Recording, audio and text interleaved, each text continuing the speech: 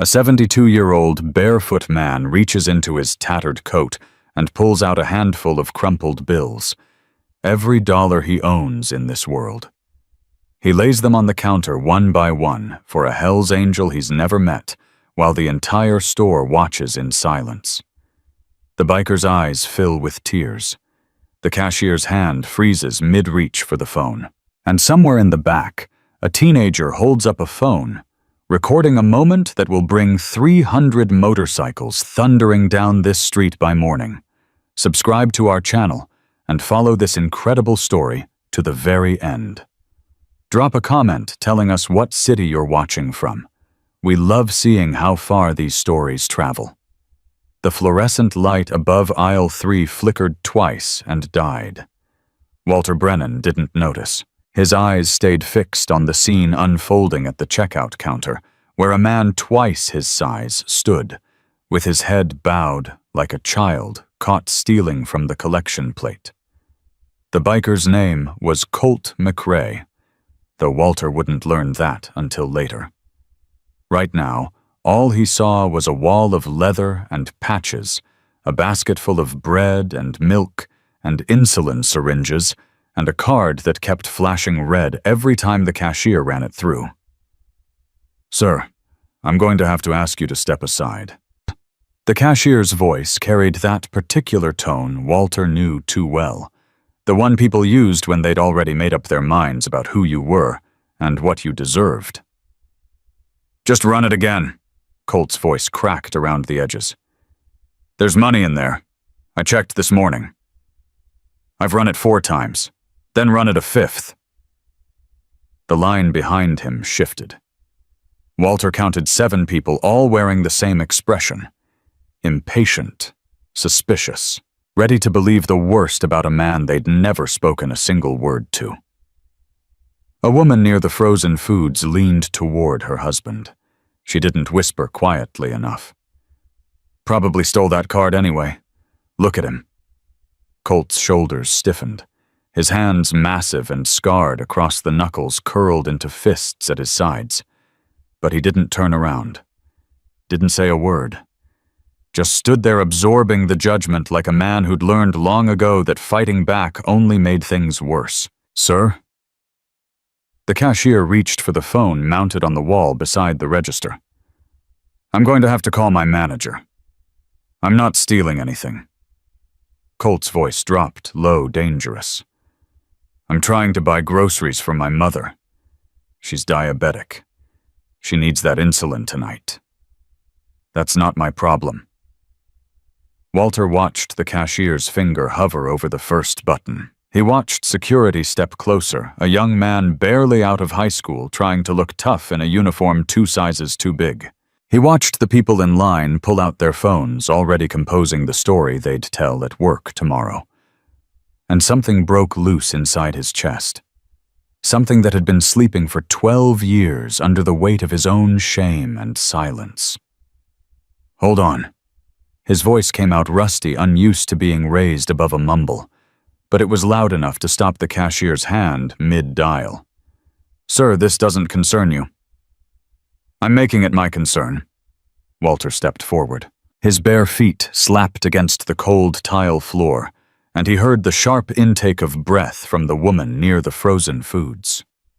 He saw the way people stepped back, creating distance between themselves and the homeless man, who smelled like laundromat exhaust and 3 days without a shower.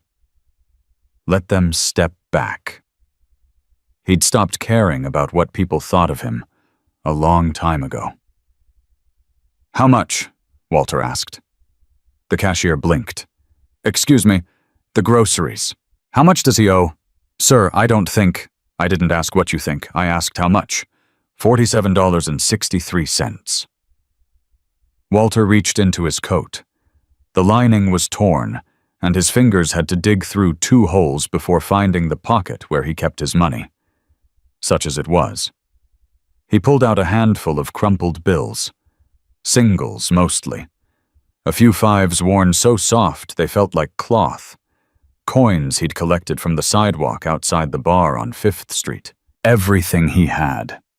He smoothed each bill against the counter, counting under his breath. 42, 45, 47. He added the coins one by one until the total sat there between him and the cashier, like a small paper monument to everything he'd lost and everything he still believed in. $47.70. 7 cents more than enough. There. Walter pushed the money across the counter. Now ring him up. The silence that followed was absolute. Colt turned slowly, his eyes gray as storm clouds, and twice as troubled, moved from Walter's weathered face down to his bare feet and back up again. Whatever he'd expected from tonight, it wasn't this. "Old man," he said quietly, "I can't take your money." "You're not taking it. I'm giving it. That's everything you got." Walter shrugged. A small movement, barely a lift of his shoulders, but it carried the weight of every meal he'd missed and every night he'd spent shivering behind the laundromat. "Money comes and goes," he said. "A man's dignity is harder to replace. I learned that the hard way." Colt shook his head. "You don't know me." "Don't need to. I could be exactly what they think I am." He jerked his chin toward the people behind them, still watching, still recording. "I could be every bad thing that Vest makes them believe." "Are you?" The question hung in the air between them. Colt's jaw tightened. For a moment, Walter saw something flash behind those storm-gray eyes. Pain. Anger. A loneliness so deep it could drown a man if he let it. "No," Colt said finally. "I'm not." "Then that's all I need to know." The cashier still hadn't moved. Her hand still hovered near the phone, her eyes darting between the two men like she was watching a bomb being assembled, and couldn't decide whether to run or stay. "Ma'am," Walter's voice hardened. "I believe I just paid for these groceries.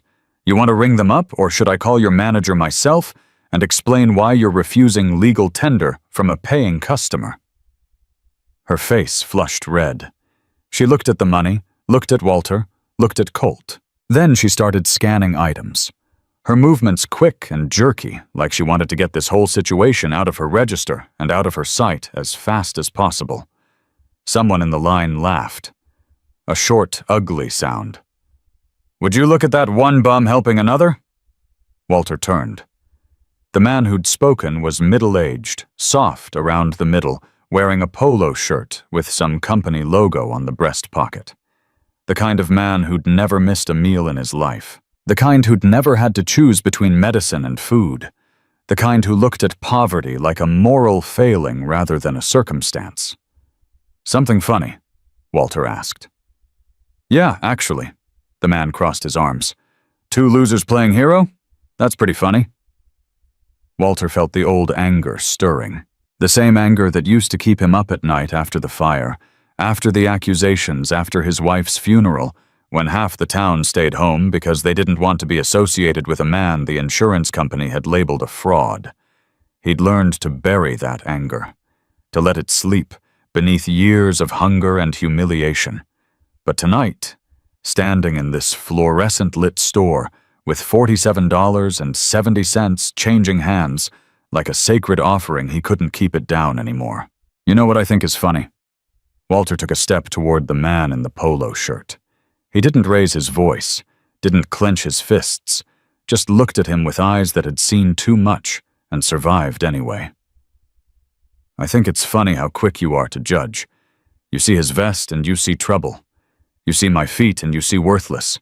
You probably drove here in a car that cost more than I've earned in the last 10 years combined. You probably got a house with heat and a bed with clean sheets and a refrigerator full of food you'll throw away because you bought too much." The man's smile faltered. "And yet here you stand," Walter continued, "laughing at two men you've never met because one of them had a card that didn't work, and the other one didn't have shoes. You want to know what that makes you? I don't have to listen to this. No, you don't. You can walk out that door right now and go back to your life and forget this ever happened. That's your right. But before you go, I want you to answer one question. Walter pointed at Colt, then at himself. If your card stopped working tomorrow, if you lost your job, if everything you'd built came crashing down because someone told a lie and nobody bothered to check if it was true, if you were standing here in our shoes, literally in mine, which one of these people would step up to help you? The man's face had gone pale. He opened his mouth, closed. It opened it again. That's what I thought. Walter turned back to the counter. The cashier was bagging the last of the groceries, her hands trembling slightly as she worked. Keep the change, Walter said. Buy yourself something nice. 7 cents. That's what he'd left the store with. 7 cents. And the strange feeling that something had shifted inside him, some gear that had been stuck for 12 years, finally grinding back into motion. Outside, the night air hit him like a wall of cold. His feet, bare and calloused, felt every crack in the asphalt as he walked toward the edge of the parking lot. Hey, old man, wait up. Colt caught up to him near the dumpster's grocery bags, swinging from one massive hand. Up close, he was even bigger than Walter had realized. 6'4" at least, with shoulders that looked like they'd been built for breaking down doors. But his eyes were soft. I don't know how to thank you. Then don't. I'm serious. What you did in there? What I did in there was pay for some groceries. Walter shrugged. It's not exactly storming the beaches at Normandy. It is to me. Something in Colt's voice made Walter stop. He really looked at the younger man for the first time. There were scars on his hands that looked like they came from fights. Old ones faded to white, mixed with newer ones, still pink and healing. There were lines around his eyes that suggested too many sleepless nights. And there was a weariness in the way he held himself that Walter recognized because he saw it every time he caught his reflection in a window. This was a man who'd been beaten down by life and was still standing anyway. Barely. But still. What's your name, son? Colt. Colt McRae. Walter Brennan. They stood there in the yellow glow of the parking lot lights, two strangers who'd just discovered they spoke the same language, the language of men who'd been written off, cast aside, dismissed as worthless by people who'd never bothered to hear their stories. Can I ask you something, Walter? Ask. Why'd you do it? You don't know me. You've got nothing, and you gave it all away for a man you'd never seen before in your life. Colt shook his head. That doesn't make sense. Walter was quiet for a long moment. In the distance, a truck rumbled past on the highway. A dog barked somewhere in the neighborhood behind the store. The world kept turning indifferent as always to the small dramas playing out in grocery store parking lots. 12 years ago, Walter said finally. I owned a furniture shop. Little place on the corner of Main and Harper. Nothing fancy, but it was mine. Built it myself, board by board, customer by customer. Colt didn't interrupt, just listened. One night the whole thing burned down. Electrical fire, they said at first. Then the insurance company got involved and suddenly it wasn't an accident anymore. Suddenly I was a fraud, a criminal, a man who'd burned down his own livelihood for the payout. Were you? What do you think? Colt studied his face. Whatever he saw, there must have been enough. No, he said. You weren't. No, I wasn't. But it didn't matter what I was or wasn't. What mattered was what people believed. And once they believed I was guilty, nothing I said made any difference. Walter's voice dropped low. This was the part he never told anyone. The part that still burned in his chest like an ember that refused to die. I lost everything. The shop, my savings, my reputation. My wife got sick a few months later, and I couldn't afford to keep her in the hospital. couldn't afford her medication, couldn't afford to give her the death she deserved instead of the one she got. He swallowed hard. She died thinking I was a failure. Our son stopped talking to me after the funeral, said he couldn't look at me without seeing what I'd cost her. Last I heard, he was living out in California somewhere. Got a family of his own. Probably doesn't even remember he has a father anymore. The silence stretched between them. So, when I saw you standing there tonight, Walter continued, card not working, whole store looking at you like you were something they'd scrape off their shoes, I knew exactly what was about to happen. The whispers, the accusations, the way people turn their backs when they think you're not worth the trouble. He looked up at Colt. Someone should have done that for me, back when it might have made a difference. Someone should have stepped up and said, I don't care what you think you know about this man. I'm going to help him anyway. But nobody did. So tonight I decided to be the someone I never had. Colt was quiet for a long moment. Then he reached out and laid a hand on Walter's shoulder. Heavy, warm. The first human contact Walter had felt in weeks that wasn't someone shoving him out of the way. You're a good man, Walter Brennan. I'm a tired man. Those aren't mutually exclusive. Walter almost smiled. Almost. Go take care of your mother, he said. That insulin won't deliver itself. Colt hesitated. Where will you sleep tonight? Same place I always sleep. Behind the laundromat on 5th. It's not much, but the exhaust vent keeps me warm. That's not right. Maybe not, but it's what is. Colt shook his head slowly. There was something working behind his eyes, some calculation Walter couldn't read. This isn't over, Colt said. What you did tonight, it's not going to just disappear. Don't need it to be anything. Walter started walking toward the street. Just needed it to be done. Walter. He stopped. Turned. Colt stood there with the grocery bags at his feet, the patches on his vest catching the light from the store windows. Hell's Angel. The words were supposed to be a warning, a threat. But right now all Walter saw was a man who'd been saved from humiliation by a stranger's last $47. I don't forget, Colt said. Ever. And neither do my brothers. Walter didn't know what that meant, not yet. But by morning, he would. The walk back to the laundromat took 37 minutes. Walter knew because he'd counted every step since his watch stopped working 2 winters ago. 4,312 steps from the grocery store to the chain-link fence behind the laundromat. Then another 42 around the back to where the exhaust vent pumped warm air into the alley. His spot was still there. The cardboard box he used as a mattress had shifted in the wind, but nobody had claimed it. Small mercies. He settled down against the warm concrete, pulling his coat tighter around his shoulders. His stomach growled, but he'd gone longer than one night without eating. The hunger would pass by morning. He closed his eyes and tried not to think about the look on Colt's face when he'd handed over those bills. The disbelief, the gratitude, the shame of needing help mixed with the relief of receiving it. Walter knew those feelings too well. He'd just never been on the giving end before.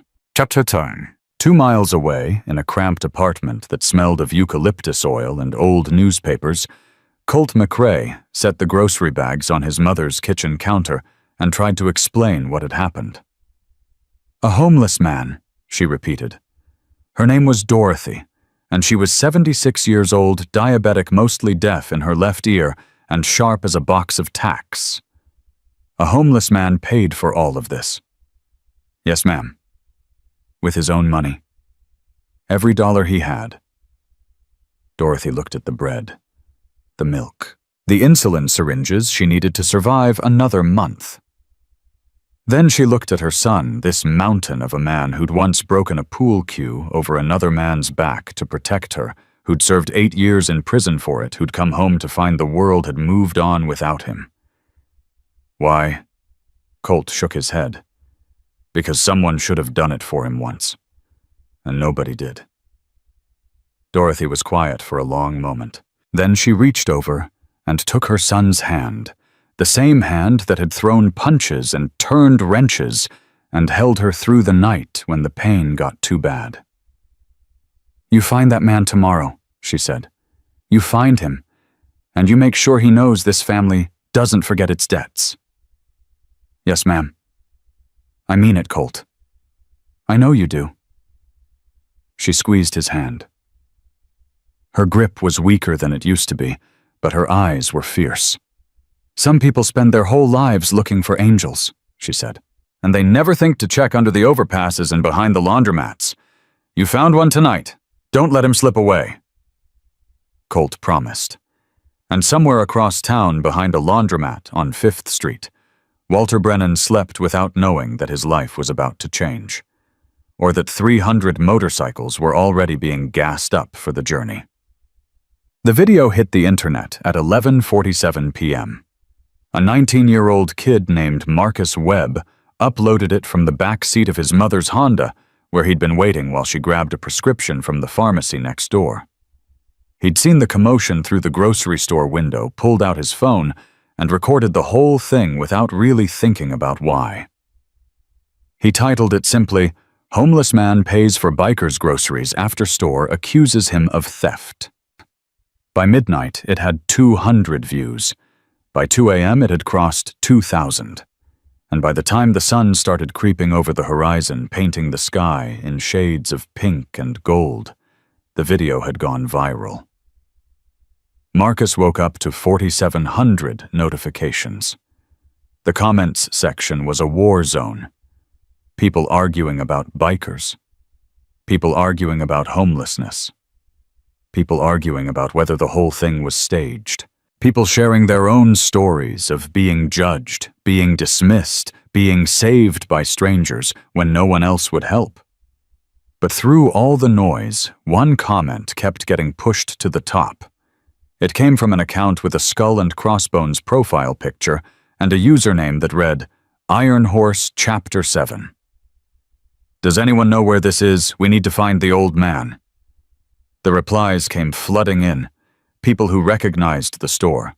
People who knew the town. People pointing to the local news stations that had already picked up the story. And as the morning light spread across the country, something was building. Something that would shake a small Tennessee town to its foundations. 300 engines, 300 leather vests, 300 men who'd all tasted the same bitter judgment that Walter Brennan knew so well. They were coming. And when they arrived, nothing would ever be the same. The phone buzzed against Colt's chest at 5:47 in the morning.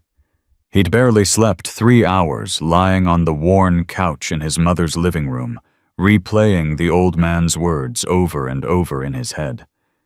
Someone should have done it for me. Nobody did.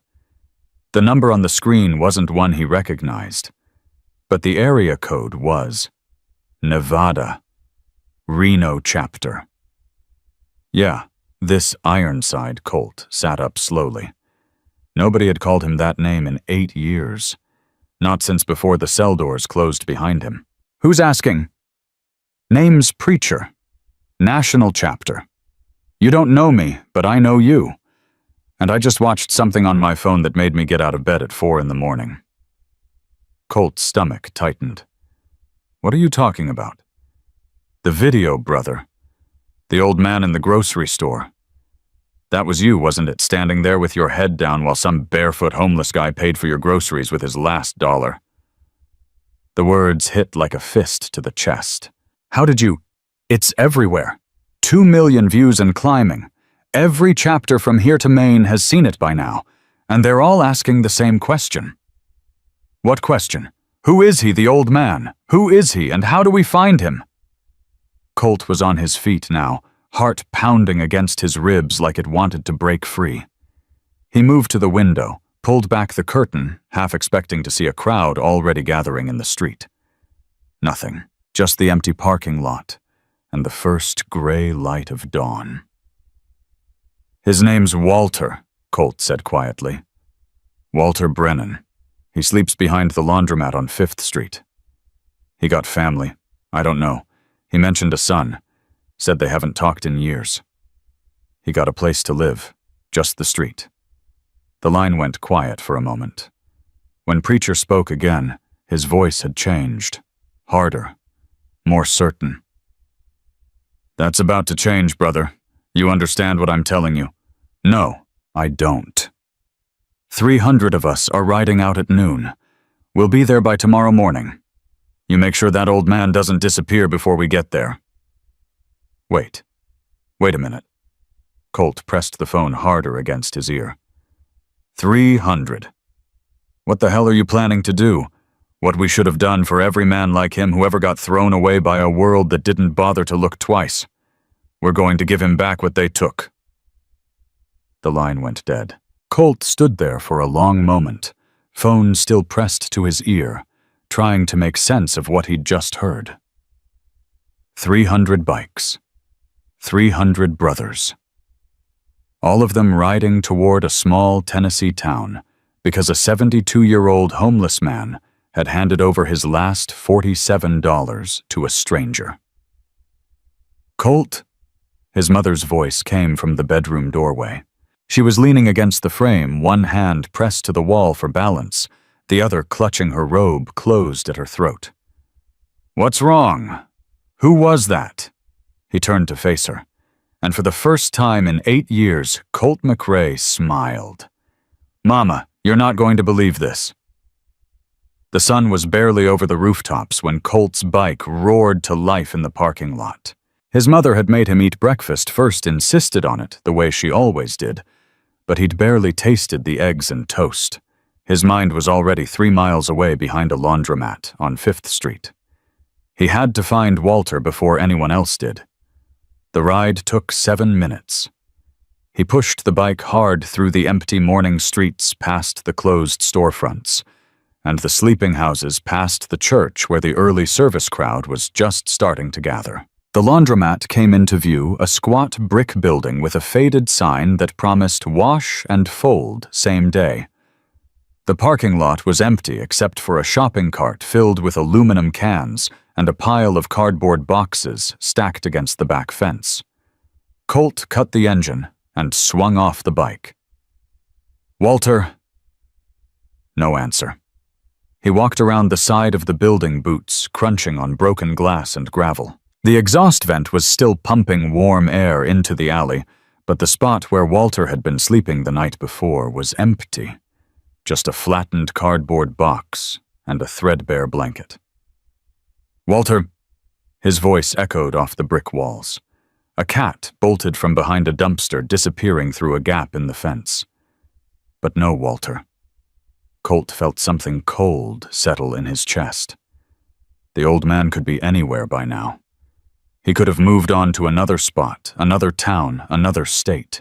Men like him learned to stay mobile, learned that staying in one place too long invited trouble. You looking for the barefoot fellow? The voice came from behind him. Colt spun around. A woman stood at the corner of the building, maybe 60 years old, hair wrapped in a scarf, wearing the kind of work clothes that suggested she'd been up since before the sun. You know him. He comes around sometimes, sweeps up the parking lot for me in exchange for using the bathroom. Good man. Quiet. You seen him this morning? The woman nodded toward the street. He walked off about an hour ago. Headed toward the old industrial district, I think. There's an abandoned factory out there where some of the homeless folks go when the weather turns bad. Which factory? The old furniture plant. It's been closed for years. Just past the railroad tracks on Harper Street. Colt was already moving toward his bike. Thank you, ma'am. Hey. The woman's voice stopped him. Is he in trouble? I saw the news this morning. The video. That was him, wasn't it? The man who paid for the biker's groceries. Yeah, that was him. Then why are you looking for him? You the biker from the video? Colt met her eyes. Yes, ma'am, I am. She studied him for a long moment. Whatever she saw in his face must have satisfied her because she nodded once. "Don't hurt him. He's had enough hurt for one lifetime." "I'm not going to hurt him. I'm going to help him." He fired up the bike and roared out of the parking lot before she could ask any more questions. The old furniture plant sat at the end of Harper Street like a corpse that hadn't had the decency to fall down. The windows were mostly broken, the roof sagged in the middle, and the sign above the main entrance had faded so badly you could barely read the letters anymore. But Colt knew this place. Everyone in town did. It was Brennan's Woodworks. The same shop Walter had owned before the fire took everything. Colt killed the engine and sat there for a moment, staring at the ruins. He'd heard the story last night, heard Walter talk about losing his business and his wife and his son. But seeing it now, in the pale morning light, made it real in a way words couldn't capture. This was where a man's life had ended. And somehow impossibly it was still standing. He found Walter inside. The old man was sitting on an overturned crate near what used to be the main workbench. His back to the door, shoulders hunched beneath his thin coat. He didn't turn around when Colt's boots scraped against the concrete floor. "Figured you'd find me eventually." Colt stopped a few feet behind him. "How'd you know it was me?" "Heard the bike. Nobody else in this town rides one like that." "Why'd you come here?" Walter was quiet for a moment. When he finally spoke, his voice was rough around the edges. "Habit, I guess. Been coming here for years. Every time I need to remember who I used to be, before everything went wrong." Colt moved around the crate and crouched down in front of him. Walter's eyes were red-rimmed but dry, the kind of grief that had long since run out of tears. "You saw the video," Colt said. It wasn't a question. "Lady at the laundromat showed me this morning. On her phone." Walter shook his head slowly. 2 million people watching me hand over my last dollar. Makes a man feel naked." "That's not what they're seeing, Walter." "No. What are they seeing?" "They're seeing someone who did the right thing when nobody else would. They're seeing courage, dignity, the kind of thing people talk about but almost never actually do." Walter snorted. "Courage. Is that what you call it? I call it stupid. Now I got 7 cents to my name and a video following me around for the rest of my life." "That video is going to change your life." "I don't want my life changed." Walter's voice cracked. "I just want to be left alone." Colt reached out and gripped the old man's shoulder. "Too late for that, brother. 300 bikers are heading this way right now. They'll be here by tomorrow morning." Walter's head snapped up. "What? You heard me. 300. From every chapter between here and Nevada. They saw what you did for me, and they're coming to return the favor." "I don't understand." "Neither did I at first." Colt sat down on the dusty floor across from Walter, leather vest creaking as he moved. "But here's what I figured out. Men like us, we spend our whole lives being judged. Every time we walk into a room, people decide who we are before we even open our mouths. They see the patches, they see the tattoos, they see the scars, and they think they know everything about us." Walter nodded slowly. He knew that feeling. He'd worn his own invisible patches for 12 years. "But last night," Colt continued, "you showed them something different. You showed them that a man with nothing will still give everything for a stranger. That's the kind of thing that breaks people open, Walter. It makes them want to be better. It makes them want to do something." "So they're coming here to what?" "Shake my hand. Take a picture." "No." Colt's voice dropped low. "They're coming here to rebuild your shop." Then the words hung in the air like smoke. Walter stared at him. His mouth opened, closed, opened again. "That's impossible." "Why, because this place," he gestured at the ruined walls around them. "This place is gone. It's been gone for 12 years. You can't rebuild something that's already dead." "Watch us." "You don't understand." Walter's hands were trembling now. "Even if you could fix the building, Even if you could put up new walls and a new roof and new everything, it wouldn't matter. Nobody in this town would set foot inside. They think I'm a crook. They think I burned this place down for the insurance money. That reputation doesn't just go away because some bikers show up with hammers. It does when 300 of us stand beside you and tell them they're wrong. Walter shook his head. The trembling had spread from his hands to his whole body. Why? Why would you do this? Why would any of you do this? Colt leaned forward. Because last night you did something for me that nobody has done in 8 years. You looked at me like I was a human being, not a criminal, not a thug, not an ex-con who couldn't be trusted. You saw me, Walter, the real me, and you helped me anyway. He paused, letting the words settle. Do you know what that's worth to a man who's been invisible his whole life? Walter didn't answer. Couldn't answer. It's worth everything, Colt said, and we pay our debts. The sound of a motorcycle engine cut through the silence. Then another. Then a third. Colt rose to his feet and moved to the broken window. Outside, 3 bikes had pulled into the lot, their riders dismounting with the easy confidence of men who'd spent more years on the road than off it. That's just the scouts, Colt said.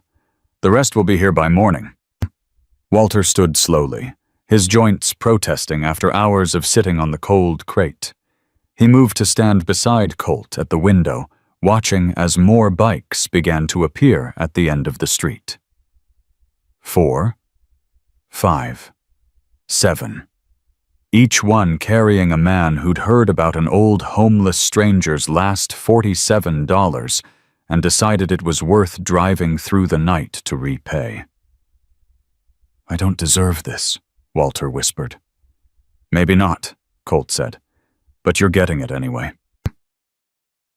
The riders gathered in the parking lot, engines idling patches catching the morning light. One of them, a gray-bearded man with arms like oak branches, swung off his bike and walked toward the building. He stopped at the entrance and looked up at the faded sign.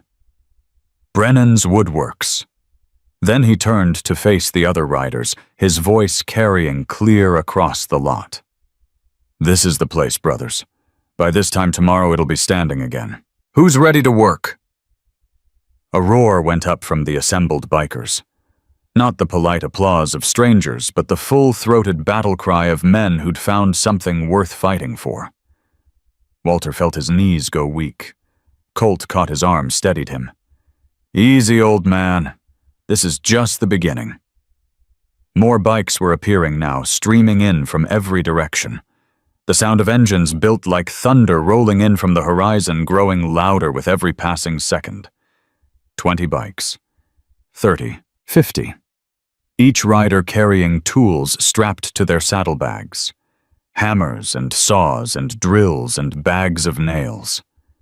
They weren't here to watch. They were here to build. The gray-bearded man ducked through the doorway and stopped short when he saw Walter standing there beside Colt. His eyes moved from Walter's bare feet to his weathered face, taking in everything without judgment. Then he extended his hand. Name's Preacher. You must be Walter. Walter hesitated. His fingers were trembling, but he forced himself to reach out and take the offered hand. I am. Good. Because you and I need to talk. About what? Preacher smiled. It was a hard smile, the kind earned through years of rough roads and rougher decisions. About what kind of shop you want us to build. Walter felt something crack open in his chest. Something that had been locked away for 12 years behind walls of shame and silence and defeat. I can't pay you back, he said. Any of you. I've got nothing. You've got $47, Preacher said. I spent that last night. I know. Preacher's grip tightened. That's why we're here. A man who gives his last dollar to a stranger doesn't need to pay us back. He already paid it forward. The thunder of engines grew louder. Through the broken windows, Walter could see the street filling with bikes, more than he'd ever seen in one place in his entire life. And every single one of them had come for him. "I don't understand," he said again, his voice barely a whisper now. Preacher released his hand and turned to face the gathering crowd of bikers. "You don't have to understand, brother. You just have to let us work." He raised his voice to carry across the lot. "Listen up. We've got 24 hours to turn this pile of rubble into something worth standing in. I want crews on the roof, crews on the walls, crews on the floor. If you've got a trade, use it. If you don't find someone who does and carry their tools, nobody stops until the job is done." Another roar from the assembled riders, and then they moved. Like a tide of leather and chrome, they swept into the building and began to tear down what remained of the old walls. Boards that had been rotting for a decade came crashing down. Debris was hauled out in armfuls and piled at the edge of the lot. The sound of hammers and drills filled the air like a symphony of second chances. Walter stood frozen in the middle of it all, watching men he'd never met fight to give him back what the world had taken. And for the first time in 12 years, he felt something stir in his chest that he'd long since given up on. Hope. It was small, fragile, barely more than an ember. But it was there, and it was growing. By noon, the street looked like a war zone of sawdust and sweat. Walter had lost count of how many hands had shaken his, how many strangers had clapped him on the shoulder and called him brother. His throat was raw from saying thank you, and his eyes burned from holding back tears he refused to let fall. He stood near what used to be the front entrance, watching a crew of 6 men hoist a fresh beam into place where the old one had rotted through years ago. The wood was new, pale, and clean-smelling of pine and possibility. "You just going to stand there all day?" Preacher appeared beside him, a hammer dangling from one massive hand. Sawdust clung to his gray beard like snow. "I don't know what else to do," Walter admitted. "Never been on this side of charity before." "This isn't charity." Preacher's voice was firm. "Charity is something you give to make yourself feel better. This is something different. This is family taking care of family. I'm not family. I'm just some old man who couldn't mind his own business." Preacher laughed, a deep rumble that came from somewhere in his chest. "That's exactly what makes you family. A man who sees a stranger in trouble and steps up anyway. That's the definition of brotherhood right there." A shout went up from somewhere inside the building. Metal clanged against metal, followed by a string of curses that would have made a sailor blush. "Sounds like they hit a snag," Preacher said. "Come on, let's see what's what." Walter followed him through the maze of workers and equipment. His bare feet had grown numb to the splinters and debris calloused after years of walking on harder surfaces than plywood and sawdust. They found the problem near the back wall. A massive iron safe sat half buried in the rubble, its door hanging open like a broken jaw. One of the younger bikers was nursing a bleeding hand where he'd caught it on the rusted edge. "What the hell is this thing?" the young man asked, sucking at the wound. Walter felt his heart stop. He knew that safe. He'd bought it second-hand from a bank in Memphis the year he opened the shop. Used it to store the petty cash and the important papers and the deed to the building that had meant everything to him. "That's mine," he said quietly. Everyone stopped moving. "Yours?" Preacher frowned. "I thought this place belonged to the bank." "It did, after they took it from me." Instead, Walter moved closer, his fingers reaching out to touch the cold iron. "But this safe was mine. I left it behind when they padlocked the doors. Didn't think there was any point in fighting for an empty box." "It's not empty now." The young biker pointed at something inside. Walter leaned closer, squinting into the darkness. Papers. A thick stack of them, yellow with age, covered in dust. He reached in and pulled them out. His hand started shaking before he'd read the first word. "What is it?" Colt had appeared at his shoulder, drawn by the sudden silence. Walter couldn't answer. His throat had closed up tight, choking off anything he might have tried to say. The papers were photographs, dozens of them. Pictures of his shop before the fire taken from angles that didn't make sense, unless you were specifically documenting something. And beneath the photographs, a letter. He recognized the handwriting immediately. It belonged to Thomas Mercer, the insurance investigator who'd destroyed his life. "Read it," Preacher said. "Out loud." Walter's hands trembled so badly he could barely hold the paper steady. But he forced himself to focus, forced the words to come out, even though they felt like broken glass in his throat. "To whom it may concern," he read. "I am writing this confession in the event that my conscience finally outweighs my cowardice. 12 years ago, I was assigned to investigate a fire at Brennan's Woodworks in rural Tennessee. The cause of the fire was electrical. A faulty wire in the main junction box. I documented this finding thoroughly." He had to stop, had to breathe, had to remind himself that this was real, that he wasn't dreaming this in some alley somewhere while the cold seeped into his bones. "Keep going," Colt said softly. Walter swallowed hard and continued.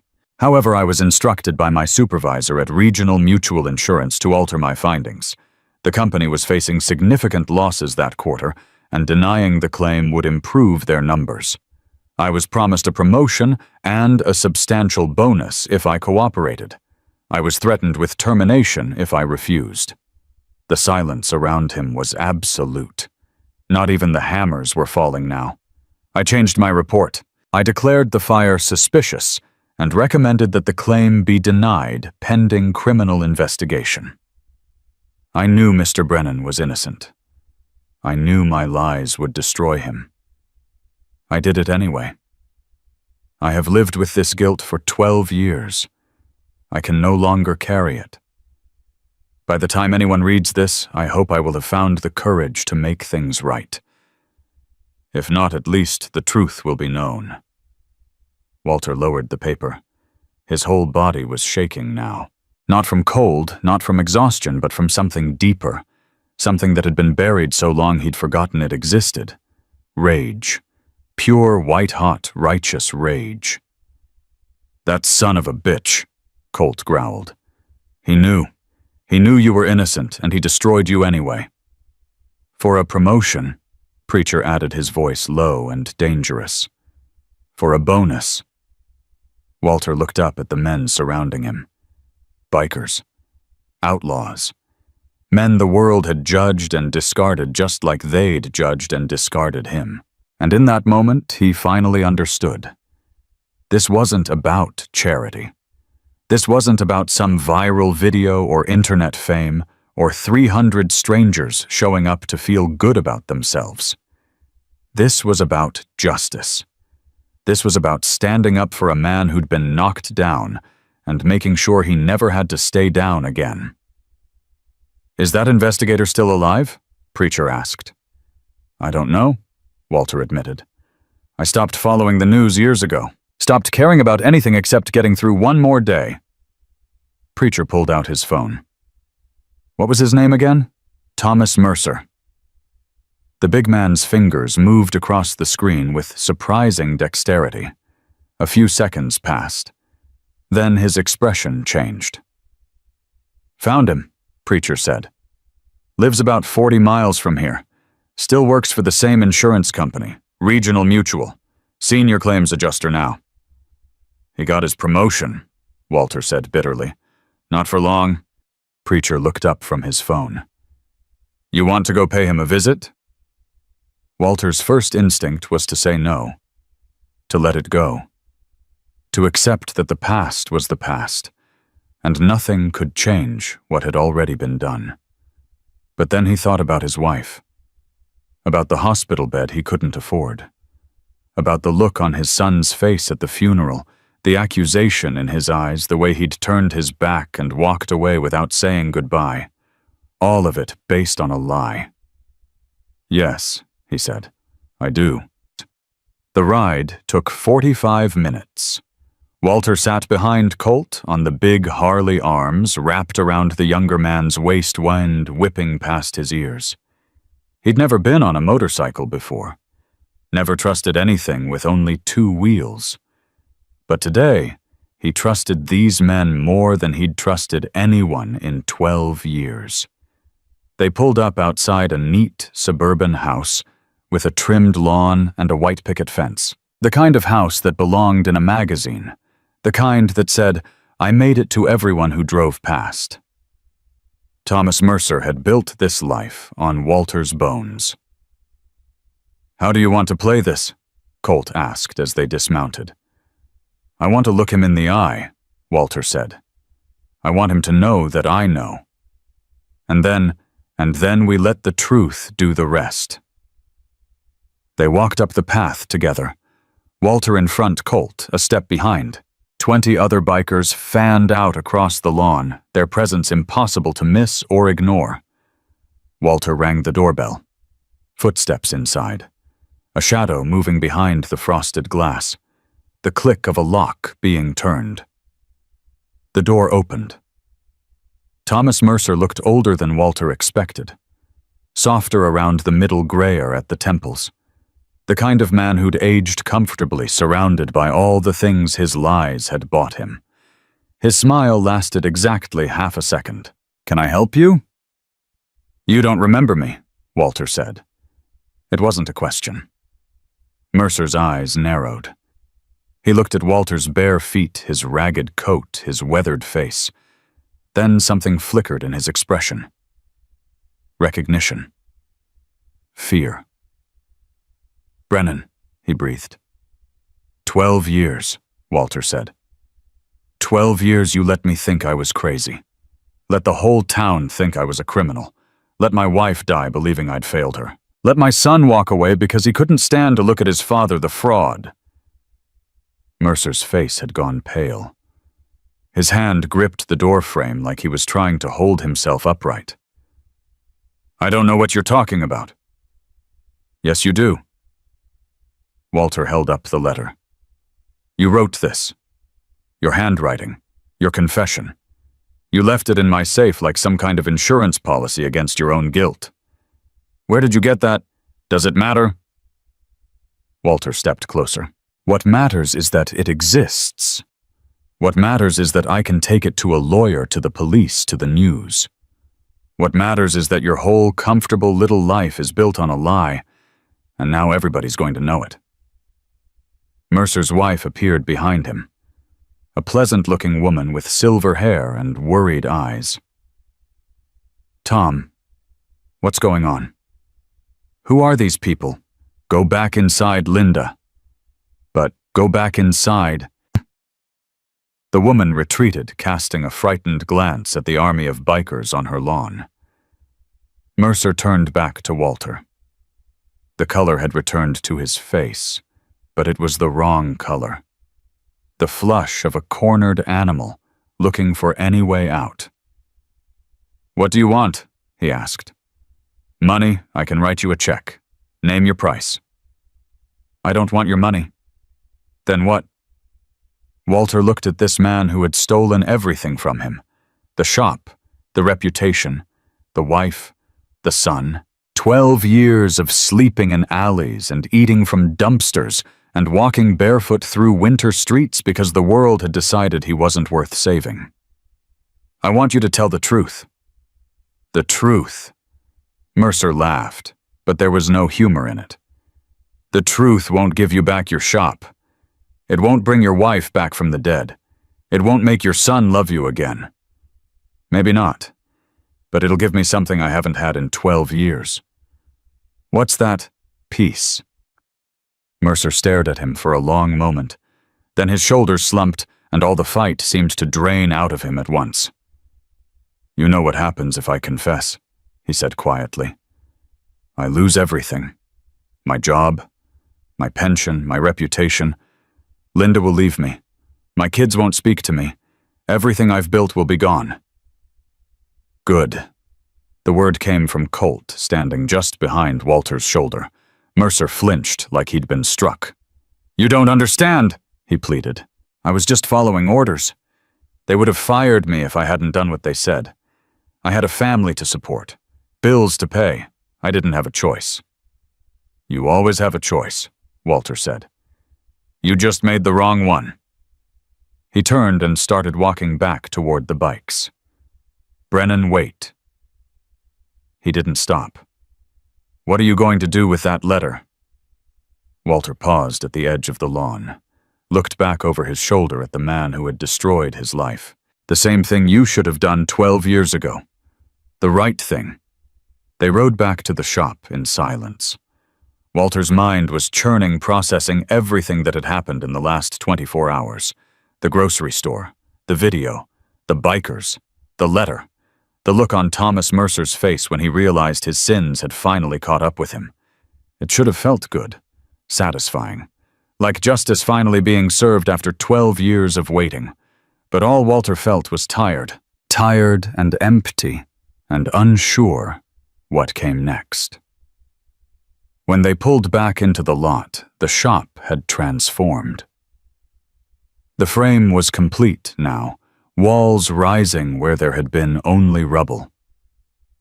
The roof was half finished, fresh shingles gleaming in the afternoon sun.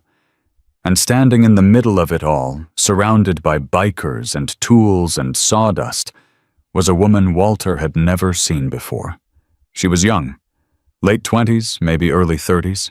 Dark hair pulled back in a ponytail, clipboard clutched to her chest, looking around at the chaos with an expression caught somewhere between bewilderment and awe. "Who's that?" Walter asked as Colt cut the engine. "No idea. Let's find out." They walked over together. The woman spotted them coming and straightened up, squaring her shoulders like she was preparing for battle. "Are you Walter Brennan?" "I am." "My name is Rachel Vance. I'm a reporter with Channel 9 News. I'd like to interview you about what happened at the grocery store and about all of this." She gestured at the construction around them. "I don't do interviews." "Mr. Brennan, your story has been viewed over 10 million times now.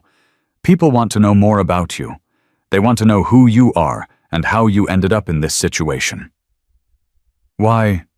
The question seemed to catch her off guard. "Because it's a good story. A man with nothing gives everything for a stranger, and now hundreds of people are coming together to help him. That's the kind of thing people need to hear right now." Walter shook his head. "I'm not a story. I'm just an old man who made a choice. That's all. But leave him alone." Preacher had appeared beside them, arms crossed, expression unreadable. The man said no. "That means no."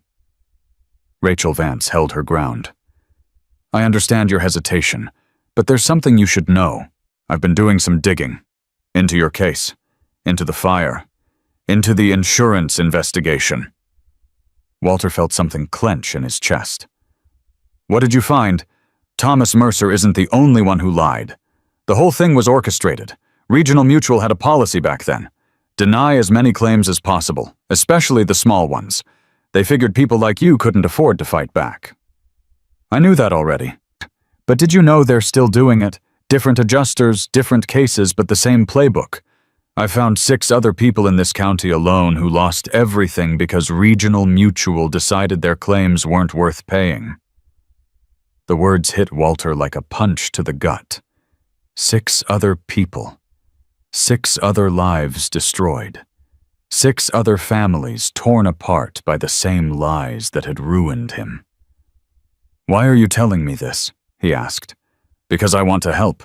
I want to tell your story and their stories and blow this whole thing wide open. But I can't do that without you. You're the proof that this company destroys people and walks away clean. You're the face that can make people care."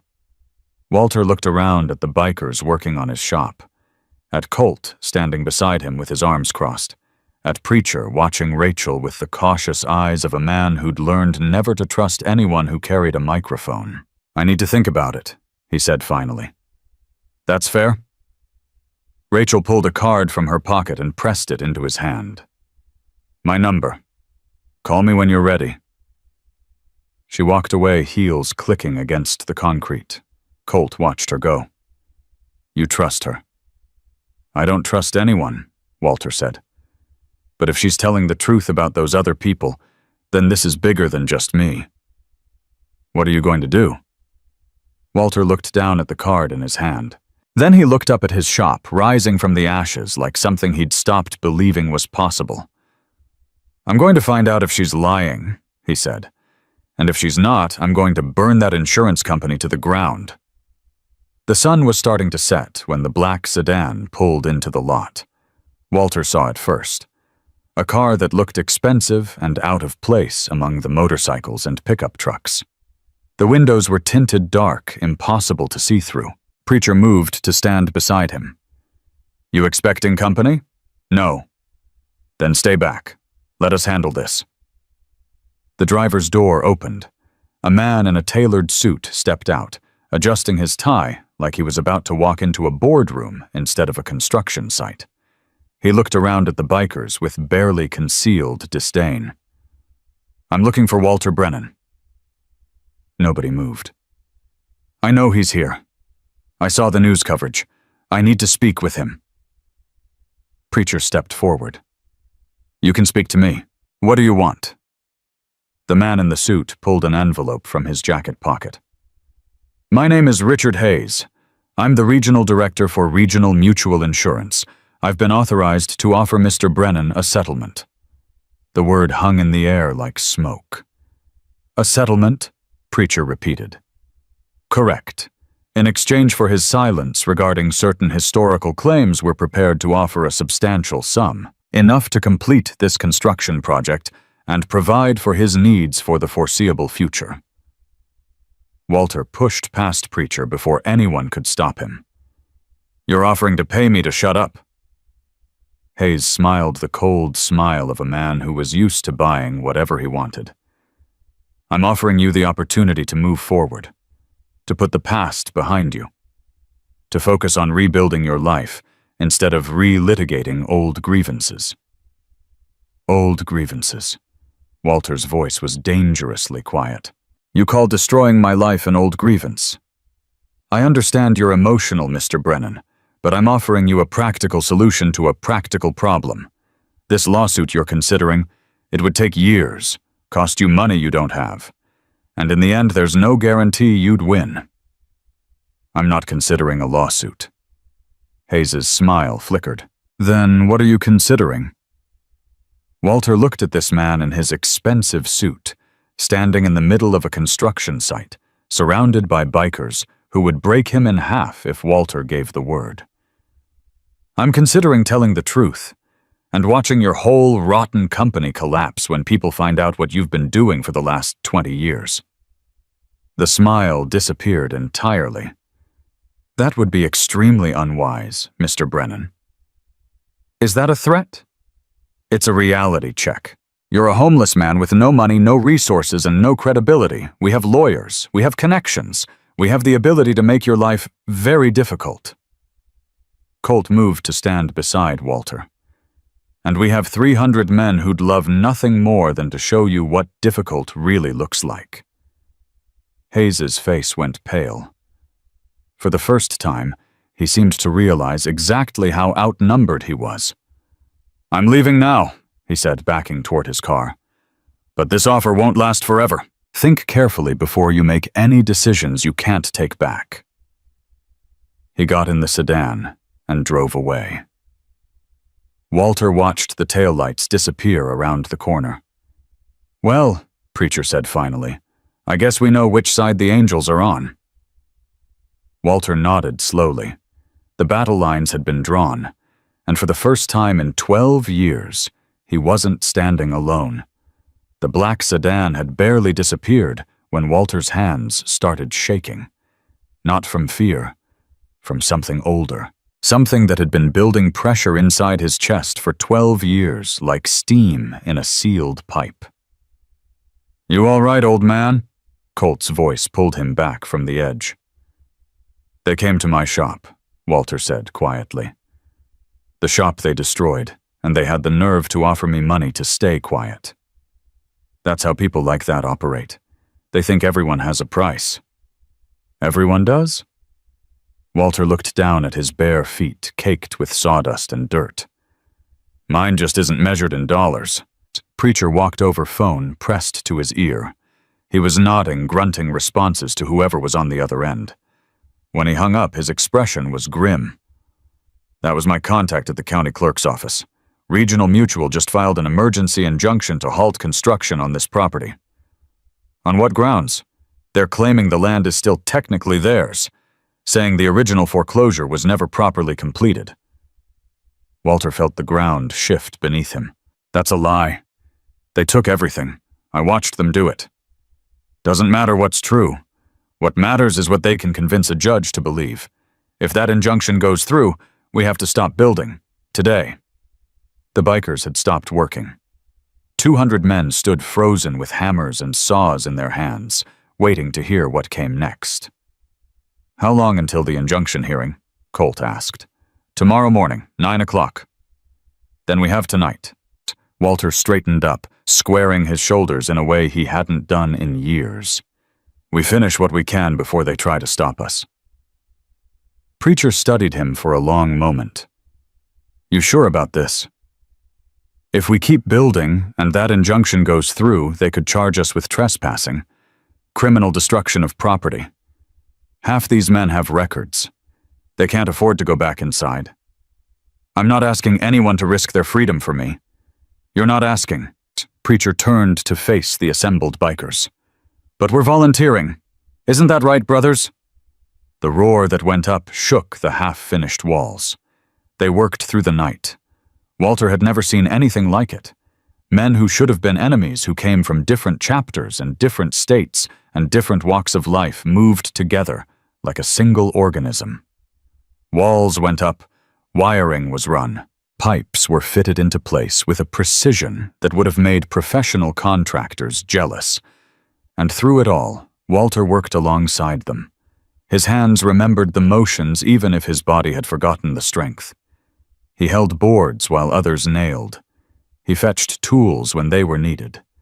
He swept sawdust and carried trash and did everything he could to contribute to the miracle taking shape around him. At 3 a.m., Colt found him sitting on an overturned bucket, staring at the wall where his workbench would go. You should rest. Big day tomorrow. Can't sleep. Nerves, memories. Walter rubbed his eyes with the back of his hand. I used to work through the night all the time. Back when the shop was mine, there was always one more order to finish, one more piece to sand, one more customer to satisfy. You miss it. Every day. He looked up at Colt. You know what the worst part was? After the fire, after they accused me of fraud, I could have fought back. I had friends. People who knew me. People who could have vouched for my character. What happened? They believed the lie. Walter's voice cracked.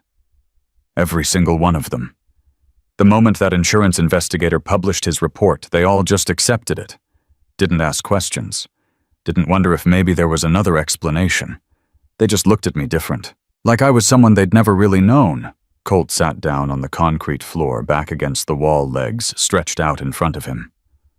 I know that feeling. Your prison time? 8 years for aggravated assault. I was protecting my sister from her boyfriend. He was hitting her, had been for months. One night I walked in, and he had her by the throat. I did what I had to do. That doesn't sound like assault. That sounds like self-defense. Try telling that to a jury who sees the patches on my vest. Colt shook his head. Prosecutor painted me as a violent criminal looking for any excuse to hurt someone. My sister was too scared to testify. His family had money, mine didn't. 8 years. Did she get away from him? Eventually. After I was locked up, he went after her again. Broke her arm. That time there were witnesses. He got 18 months. 18 months for breaking her arm. You got 8 years for saving her life. Justice isn't always just, brother. They sat together in silence for a while. The sounds of construction had faded, as more men took breaks, catching whatever sleep they could before dawn. "What made you decide to help me?" Walter asked finally. "That night in the grocery store. You could have just taken the groceries and walked away." "I could have." Colt was quiet for a moment. "But something in your eyes, the way you looked at those people who were judging me, it wasn't anger. It wasn't pity. It was recognition. Like you knew exactly what I was feeling because you'd felt it yourself 1,000 times. I had. I know that now. But even then, before I knew your story, I could see it. And when you stepped up with your last dollar, I thought this is what it's supposed to look like. This is what the world could be if people just gave a damn about each other." Walter felt something warm spread through his chest. Not hope. Something stronger. Purpose. "We're going to win tomorrow," he said. "You don't know that." "Yes, I do." He stood up, joints protesting, muscles aching. "Because I'm not fighting for myself anymore. I'm fighting for everyone they did this to. Every person that company destroyed and threw away. Every life they ruined for their quarterly numbers. That's a lot of weight to carry." "Then it's a good thing I'm not carrying it alone." Dawn came too fast. The shop wasn't finished, but it was close. The roof was complete. The walls were standing. The windows were in place. It looked like a building again. It looked like something worth fighting for. Rachel Vance arrived at 7 a.m. with a camera crew. "I found them," she said, breathless with excitement. "The other victims. 6 families, just like I said. And they're willing to talk." All of them. All of them. Plus 3 more I didn't know about. 9 families total. 9 people who lost everything because Regional Mutual decided their claims weren't worth paying. Walter felt his heart rate spike. "And they'll go on record." "Already have. I've got interviews, documents, internal emails that were leaked by a former employee. This story is going to blow the roof off that company." "When does it air?" "Tonight, 6 o'clock news. But I need your interview first. I need you to be the face of this story." Walter looked at Colt, at Preacher, at the hundreds of bikers who had given up their time, their money, their freedom to help a stranger. "I'll do it," he said, "but not here, at the courthouse, right before the hearing." Rachel's eyes widened. "That's perfect. Absolutely perfect." The courthouse steps were packed by 8:45. Word had spread through the town like wildfire. The homeless man from the video was fighting the insurance company that had destroyed him. 300 bikers were standing by his side, and a news crew was there to capture every moment. Walter stood at the bottom of the steps, surrounded by leather vests and chrome, facing a crowd that had once turned its back on him. Some of them wouldn't meet his eyes. Others stared openly, curiosity mixed with something that might have been shame. Rachel positioned her camera crew and held up her microphone. "Mr. Brennan, can you tell us what brings you here today?" Walter took a deep breath. His voice, when it came out, was steadier than he expected. 12 years ago, I lost everything. My business, my reputation, my wife, my son. All because an insurance company decided it was cheaper to call me a criminal than to pay a legitimate claim." He held up the letter. "This is a confession from the man who lied. Thomas Mercer, the investigator who destroyed my life, wrote this and left it in my safe. He admits that the fire was accidental. He admits that he was ordered to change his report. He admits that he knew I was innocent and destroyed me anyway." A murmur rippled through the crowd. "But this isn't just about me. This is about the 9 other families in this county who suffered the same fate. This is about a company that has been defrauding its customers for decades while hiding behind lawyers and accountants and threats." His voice rose. "They came to my shop yesterday, offered me money to stay quiet, told me I couldn't win. Told me I was just a homeless man with no resources and no credibility. He looked directly into the camera. They were wrong. I'm not alone. I have 300 brothers standing beside me. I have a reporter who believed me when nobody else would, and I have the truth. He lowered the letter. That's more powerful than anything they can buy. The crowd erupted. Inside the courthouse, the hearing was chaos. Regional Mutual's lawyers had expected a routine proceeding, a quick injunction against a homeless man with no legal representation. Rubber stamp move on, problem solved. Instead, they found themselves facing a courtroom packed with bikers, a news camera recording every word, and a judge who was not happy about having his morning disrupted. Your Honor, this is highly irregular, the lead attorney protested. The defendant doesn't even have legal counsel. I do now. A woman's voice cut through the noise. Walter turned to see a sharply dressed attorney pushing through the crowd. She was mid-50s, silver-streaked hair, the kind of presence that commanded attention. Margaret Chen, Your Honor. I've been retained to represent Mr. Brennan. By whom? By 27 law firms across 3 states who saw the news coverage and decided pro bono work was back in fashion. She smiled. Also by a crowdfunding campaign that raised $200,000 in the last 6 hours.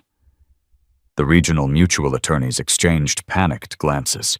Your Honor, we request a continuance to prepare for this unexpected development. Denied. The judge leaned forward.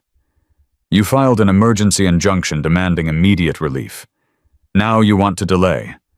That's not how this works. Present your case or withdraw it. Your Honor, present your case. The attorney swallowed hard and opened his briefcase. But before he could pull out his documents, Margaret Chen was already on her feet. If it please the court, I'd like to submit evidence that the plaintiff's claim to this property is fraudulent. Objection. On what grounds? She can't just introduce evidence without, this is an emergency hearing, counselor. Standard discovery rules don't apply. The judge waved his hand. Continue, Ms. Chen. Margaret walked to the bench and handed the judge a thick folder. Your Honor, inside you'll find the original foreclosure documents from 12 years ago. You'll also find the deed transfer, the bank's certification of completion, and the county recorder's stamp showing that Regional Mutual's acquisition of this property was finalized in 2013. She turned to face the opposing attorneys. The property they're claiming was never properly transferred to them has been in their name for over a decade. They've been paying property taxes on it. They've been listing it as an asset on their quarterly reports. Their own documents prove that this injunction is based on a lie. The judge examined the papers. His expression darkened. Is this true, counselor? Regional Mutual's lead attorney was sweating. Your Honor, there may have been some confusion in our filing. Confusion. You filed a fraudulent claim in my courtroom, and you want to call it confusion.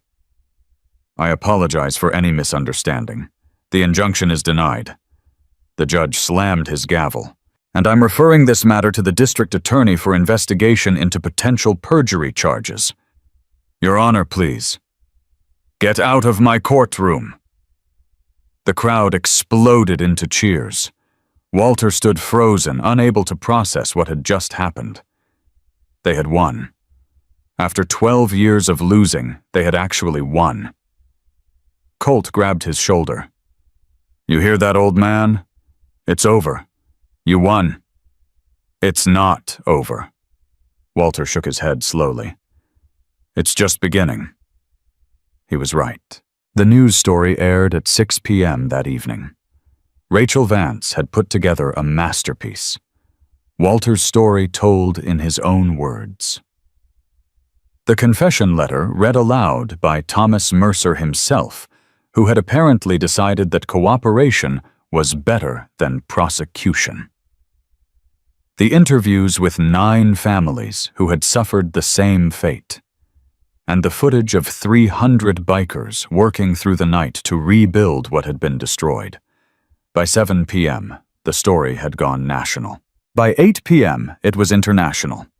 By 9 p.m., Regional Mutual's stock price had dropped 40%, and the CEO had announced his resignation. By midnight, the state attorney general had launched a formal investigation into the company's practices spanning 2 decades. And through it all, Walter sat on the porch of his almost finished shop, surrounded by men who had become his brothers, watching the world finally learn the truth. "How does it feel?" Colt asked, settling down beside him. "Strange." Walter stared at the street, still packed with motorcycles, even though most of the work was done. "I spent 12 years thinking nobody cared, that the truth didn't matter, that I was just going to fade away and nobody would ever know what really happened. And now I can't stop thinking about all the years I wasted being invisible." Colt was quiet for a moment. "You weren't invisible, Walter. You were surviving. There's a difference." "Maybe." "No, maybe about it. You think any of us would be here if you hadn't survived long enough to walk into that grocery store? You think any of this would be happening if you'd given up somewhere along the way?" Walter considered this. 12 years of cardboard beds and dumpster meals and walking barefoot through winter streets. All the times he'd thought about ending it. All the times he'd wondered if anyone would even notice if he did. "I almost quit," he admitted. "More times than I can count." "But you didn't." "No, I didn't." "Why not?" Walter thought about it for a long moment. "Because somewhere deep down I still believed I was worth something. Even when nobody else did. Even when I couldn't prove it to anyone, including myself. That's not almost quitting, brother. That's fighting. Every single day that's fighting." The words settled into Walter's chest like stones finding their place in a river. He had been fighting, all along. Even when it felt like giving up, even when it looked like surrender, he had been fighting just to exist in a world that wanted him to disappear. And now finally the world was seeing him. The phone call came at 2 a.m. Walter was dozing on a cot someone had set up in the back of the shop when Preacher shook him awake. "You need to take this." "Who is it?" "Just take it." Walter pressed the phone to his ear.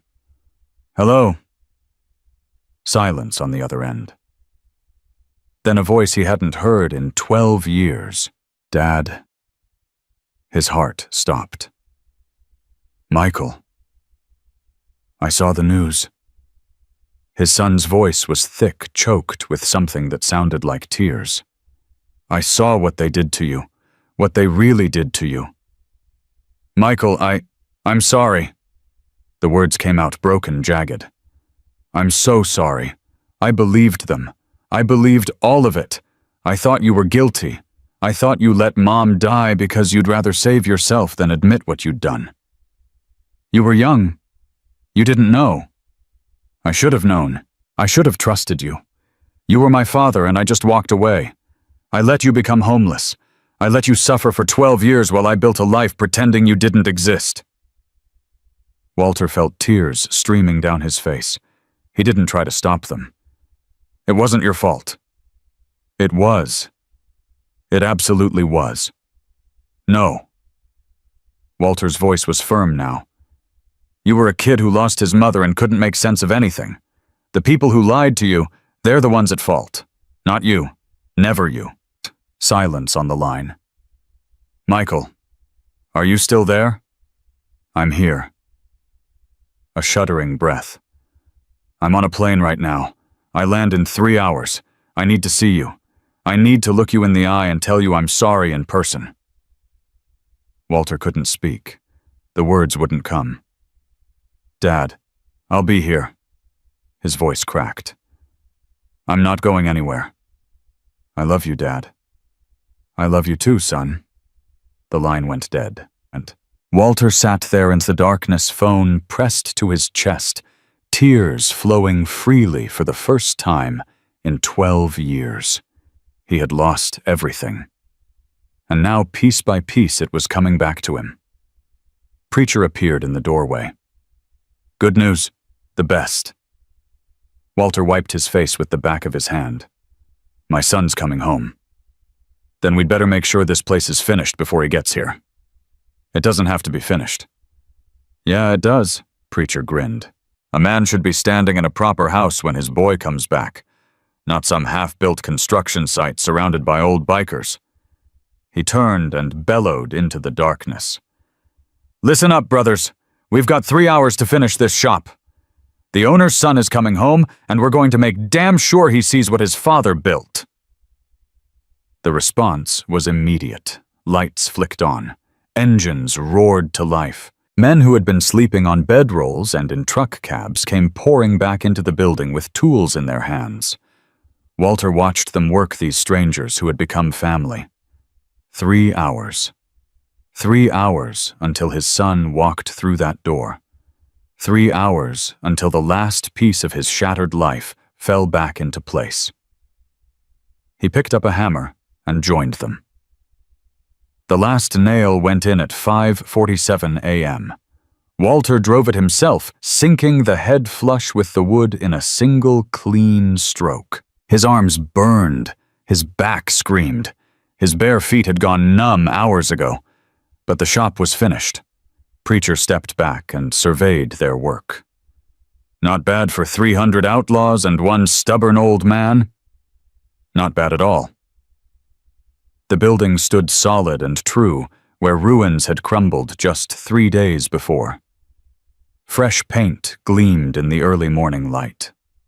New windows reflected the rising sun, and above the door a hand-carved sign proclaimed what Walter had stopped believing was possible. "Brennan's Woodworks open again." "Your boy's going to lose his mind when he sees this," Colt said. Walter couldn't respond.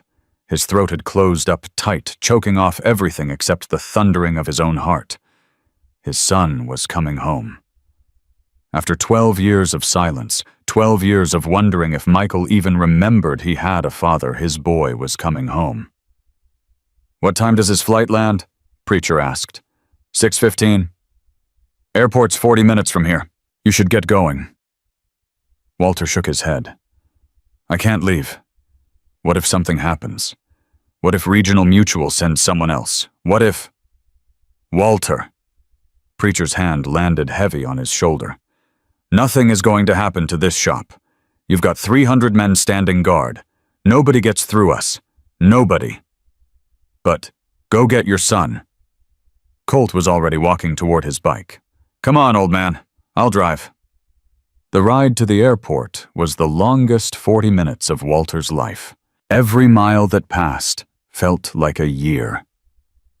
Every stoplight was an eternity. His mind raced through 1,000 different scenarios, 1,000 different ways this reunion could go wrong. What if Michael had changed his mind? What if the apology on the phone was just guilt? Talking and seeing his father in person would bring back all the old anger. What if Walter opened his arms and his son walked right past him? "You're thinking too loud," Colt said over the roar of the engine. "I can hear it from here." "I don't know what to say to him." "You don't have to say anything. Just be there." "That doesn't feel like enough." "It's everything." Colt's voice was firm. "Trust me. When I got out of prison, all I wanted was someone waiting for me on the other side of those gates. Someone who showed up. That's all your boy needs right now. Just show up." The airport was chaos. Walter hadn't been inside a building this big in years. The noise, the crowds, the constant announcements, it all crashed over him like a wave. He felt small, out of place. Like everyone could see exactly what he was just by looking at him. A homeless man in borrowed clothes, bare feet hidden beneath a pair of boots someone had found in the back of their truck. "Flight 447 from Los Angeles has arrived at Gate 12. His heart stopped. "That's him," Colt said. "Come on." They pushed through the crowd toward the arrivals area. Walter's legs felt like they belonged to someone else. His vision narrowed until all he could see was the corridor where passengers were starting to emerge. Business travelers with rolling suitcases, families reuniting with hugs and tears, college kids heading home for the holidays. And then, Michael. He was taller than Walter remembered, broader in the shoulders, gray at his temples even though he was only 38. He carried himself like a man who had built a successful life, a confident life, a life that had no room for a homeless father sleeping behind laundromats. But his eyes were exactly the same as the little boy who used to stand on tiptoes to peek into the supply shed. The little boy who would fall asleep in the workshop, lulled by the rhythm of his father's sanding. The little boy who believed Walter Brennan could fix anything. Their eyes met across the crowded terminal. Michael stopped walking. Walter stopped breathing. For a moment that stretched into forever, neither of them moved. The crowd flowed around them like water around stones, oblivious to the 12 years of silence and pain and regret that hung in the air between father and son. Then Michael's face crumpled. He crossed the distance between them in 5 long strides, dropped his bag, and wrapped his arms around his father so tight Walter felt his ribs creak. "I'm sorry." Michael's voice broke against Walter's shoulder. "I'm so sorry, Dad. I'm so sorry." "It's okay." "No, it's not. It's not okay. I abandoned you." "You're here now." Walter held his son like he was afraid he might disappear. "That's all that matters. You're here now." They stood there in the middle of the airport, 2 grown men crying in each other's arms, while travelers streamed past and the world kept spinning and nothing existed except this moment of impossible grace. Colt stood a few feet away, arms crossed, trying very hard not to show that his own eyes had gone suspiciously bright. The ride back to the shop was quieter. Michael sat behind Walter on Colt's bike arms wrapped around his father's waist, the same way Walter had held on to Colt just days before. Neither of them spoke. They didn't need to. 12 years of silence couldn't be erased with words, but it could start to heal with presence, with proximity, with the simple act of showing up. When they turned onto Harper Street, Michael's grip tightened. "Dad, what is that?" Walter couldn't answer. He was too busy trying not to fall apart. The shop stood proud and new at the end of the block. The sign gleamed in the morning sun. And lined up in front of it 300 bikers in leather vests stood in perfect formation engines, idling chrome catching the light. Colt pulled to a stop at the edge of the crowd. Michael dismounted first. His legs seemed unsteady, his eyes wide as he took in the scene. "They did this?" he asked. "All of them, all of them." Walter climbed off the bike, his body aching in places he didn't know could ache. 300 strangers who decided a homeless man's last $47 was worth more than everything they were doing before. Why? Because I helped one of them when nobody else would. Michael stared at his father. "You haven't changed. After everything they did to you, after everything you lost, you're still the same man who gave away tools to people who couldn't afford them." "That man's all I know how to be." Preacher approached his massive frame, cutting through the crowd like a ship through waves. He extended his hand to Michael. "You must be the son." "Michael Brennan." "Good to meet you." Preacher's handshake was firm but brief. "Your father's one hell of a man. You should be proud of him."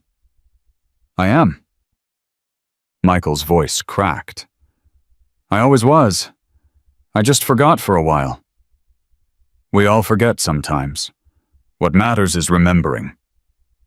The crowd parted as Walter and Michael walked toward the shop. Every biker they passed nodded in greeting. Some reached out to clap Walter on the shoulder. Others simply stood in respectful silence, bearing witness to a moment that transcended whatever had brought them here. At the door, Walter stopped. His hand hovered over the handle, trembling. "What's wrong?" Michael asked. "I'm afraid to go inside." "Why?" "Because once I do, it's real, and real things can be taken away." Michael put his hand over his father's. "Not this time. You've got too many people watching your back now." Together, they pushed open the door. The shop was beautiful. Not fancy, not modern, just honest and solid and built by hands that gave a damn. A workbench ran along the back wall, exactly where Walter's old one used to sit. Tools hung in neat rows on pegboard walls. A small office space had been carved out in the corner, complete with a desk and a filing cabinet and a computer that looked brand new. And on the workbench waiting for him sat a single project. A child's rocking chair, half finished. Walter approached it slowly, running his fingers over the smooth wood. Who started this? Colt did. Preacher had followed them inside. Said every shop needs a project in progress. Keeps the spirit alive. "It's for my granddaughter," Michael said quietly. "I have a daughter. Her name is Sarah. She's 7. Walter's hand froze on the wood. "I have a granddaughter." "You have a granddaughter." Michael's eyes were wet again. "And she's been asking about you ever since I told her where I was going. She wants to meet her grandpa, if you're willing." The world tilted sideways. Walter had prepared himself for many things. For rejection, for anger, for the long, hard work of rebuilding a relationship that had been shattered for over a decade. He had not prepared himself for this. "I don't know how to be a grandfather," he said, his voice barely a whisper. "I barely know how to be a person anymore." "You learn." Michael stepped closer. "The same way you learned to survive 12 years on the street. One day at a time. One moment at a time. You just show up and let it happen. What if I mess it up? Then we figure it out together. That's what family does." Family. The word hit Walter like a physical blow. He hadn't had a family in so long he'd forgotten what it felt like, forgotten the weight of it, the responsibility, the terrifying joy of being connected to something larger than yourself. "I'd like that," he said finally. "I'd like to meet her. She's flying in tomorrow, with her mother. They wanted to give us time to reconnect first, but they couldn't wait long. Tomorrow. Walter looked around the shop. His shop, built by strangers who had become brothers, filled with tools and possibilities and the smell of fresh lumber and the promise of work to be done. Then he looked at his son, standing there with tears on his cheeks and hope in his eyes. And he realized something he hadn't understood until this moment. He wasn't rebuilding a business. He was rebuilding a life. The dedication ceremony started at noon. Rachel Vance was there with her camera crew broadcasting live. Reporters from 3 other stations had shown up, drawn by the story that had captured the nation's attention. A crowd had gathered on the street, townspeople who had watched from a distance, now stepping forward to witness history. Preacher called for silence. 300 bikers fell quiet as one. "Most of you know why we're here," Preacher said, his voice carrying across the crowd. "But for those who don't, let me tell you a story." He gestured toward Walter. 4 days ago, this man walked into a grocery store with nothing but the clothes on his back and $47 in his pocket. He saw a stranger being accused of something he didn't do. He saw a world ready to throw that stranger away without a second thought. Preacher paused. And instead of walking past like everyone else, he stepped up, gave away every dollar he had to someone he'd never met. Not because he expected anything in return, not because he thought it would change his life, but because it was the right thing to do. The crowd was absolutely silent. That's what brotherhood means. Not patches, not colors, not what chapter you ride with or how many miles you've got on your bike. Brotherhood is seeing someone in trouble and doing something about it. It's standing up when the world tells you to sit down. It's being there for people who have nobody else. He turned to face Walter directly. Walter Brennan didn't ask for any of this. He just wanted to help a stranger buy some groceries. But sometimes the smallest act of kindness starts a chain reaction that nobody can stop. Preacher reached into his vest and pulled out a leather jacket. Not a club vest, but something else. Something new. On behalf of every chapter represented here today, I want to present this to you. It's not a membership. You don't have to ride. You don't have to come to meetings. You don't owe us anything. He handed the jacket to Walter. On the back, stitched in white thread, were 3 words, Brotherhood Keeper. "This is what you've earned," Preacher said. "This is what you are. From now until the day they put you in the ground, you've got 300 brothers who will answer any call, any time, any place. You're family now, Walter Brennan, and we don't forget our own." The roar that went up shook the windows of the newly finished shop. Walter stood there, jacket in his hands, tears streaming down his face. He tried to speak. Couldn't. Tried again. "I don't deserve this," he finally managed. "You're right." Colt stepped forward, grinning. "You deserve better, but this is what we've got." Laughter rippled through the crowd. Walter put on the jacket. It fit like it had been made for him. Maybe it had been. The party lasted well into the evening. Someone had set up a grill in the parking lot. Someone else had brought coolers full of drinks. Music played from speakers mounted on the back of a pickup truck, old rock and roll, that made the older bikers nod along, while the younger ones tried not to look bored. Walter sat on the porch of his shop, watching it all unfold. His son sat beside him. "This is insane," Michael said, shaking his head. "A week ago you were sleeping behind a laundromat.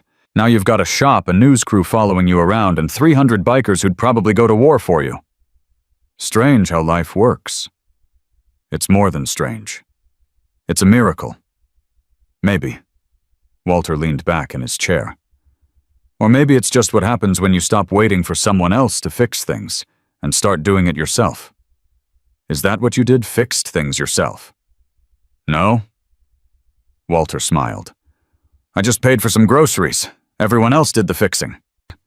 "You know that's not true." "It's true enough." Michael was quiet for a moment. "Mom would have loved this. Seeing you here. Seeing the shop rebuilt. She always believed in you, even when things got bad." Walter's smile faded. "I know she did. I wish I'd had her faith. You had your own pain to deal with. Losing her was hard on all of us. That's not an excuse." "No, but it's an explanation. There's a difference." Walter looked at his son. "I spent 12 years being angry at the world for what it did to me. Angry at the insurance company. Angry at the town. Angry at everyone who turned their backs. But I was never angry at you. Why not? Because you were hurting too, and hurt people make hurt decisions. I understood that even when I was sleeping on cardboard and wondering if I'd wake up in the morning." Michael's eyes filled with tears. How could you understand that when I abandoned you? Because you're my son." Walter reached over and took his hand. "And a father's love doesn't come with conditions. It doesn't expire. It doesn't care about 12 years of silence or harsh words or closed doors. It just is." "Dad, I love you, Michael. I never stopped. I never will. And whatever happens next, I want you to know that getting you back is worth more than this shop, more than the news coverage, more than 300 bikers with good intentions. You're my boy. That's everything." Michael couldn't speak. He just held his father's hand and let the tears fall. They sat together on the porch as the sun set, and the party wound down, and the world kept turning around them. Father and son, broken and healing, lost and found. The crowd began to disperse around 10 p.m. Bikes roared to life one by one, headlights cutting through the darkness as riders headed back to their own lives. Some would drive through the night to reach home. Others would find motels along the way. All of them would carry this story with them, adding it to the collection of moments that defined who they were. Preacher was one of the last to leave.